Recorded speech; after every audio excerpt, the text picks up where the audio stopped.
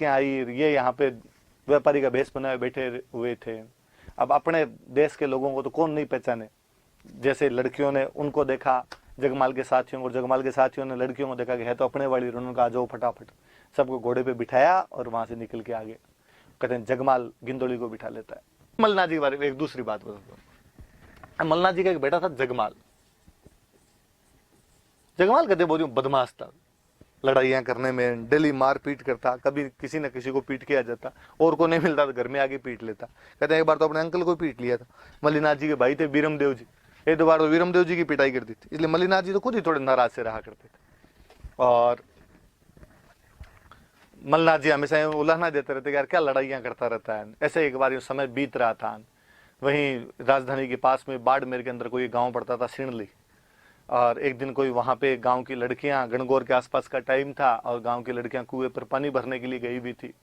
उधर से गुजरात के राजा की सेना गुजर रही थी, और गुजरात की राजा का जो सेनापति था वो उन लड़कियों को उठा के ले गया।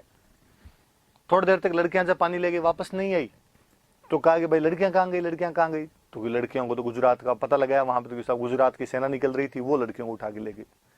जनता की रक्षा कौन करे, राजा बेचारे भाग के गांव वाले राजा के पास आए, मल्लीनाथ जी के पास आए, राजा जी आपके राज में हमारी लड़कियों को ऐसे ऐसे गुजरात का जो सेनापति वो उठा के लेके चला गया।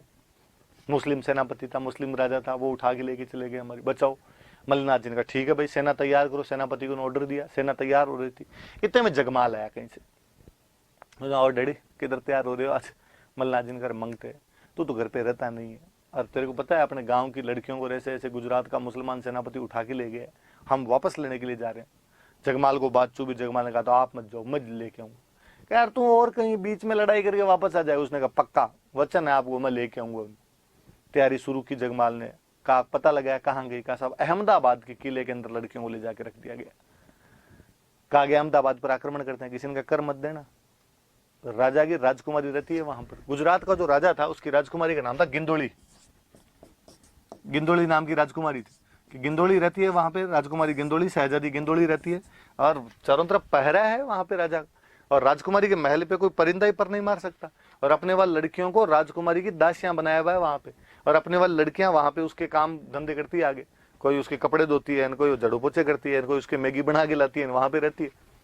तो राजकुमारी कभी बाहर भी निकलती होगी, अपने वाली लड़कियां बाहर आती होगी। एक शुक्रवार वाले दिन पीर बाबा की दरगाह है, और पीर बाबा की दरगाह पे जब राजकुमारी जाती है तो अपने वाली लड़कियों को दासियां बना के साथ में लेके जाते हैं, और जब वहां जाते हैं तो साथ में कोई भी सिक्योरिटी नहीं होती, सुरक्षा का कोई भी घेरा नहीं होता। जगमाल ने कहा ये ठीक है।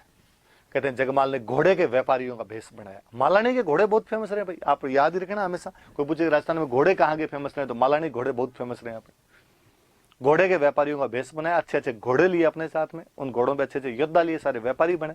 और भाई शुक्रवार को राजकुमारी आनी थी, बृहस्पतिवार वाले दिन जाके बैठ गए अपने तो दरगाह के पास में। आने जाने वाला कोई पूछे कि कौन हो, किधर से, घोड़े बेच रहे हैं।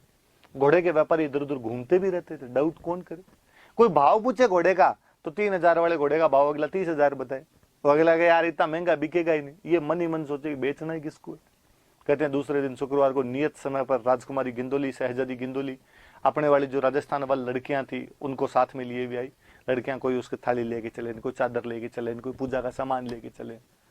जैसे वहां लड़कियां आई, ये यहाँ पे व्यापारी का भेष बनाए बैठे हुए थे। अब अपने देश के लोगों को तो कौन नहीं पहचाने।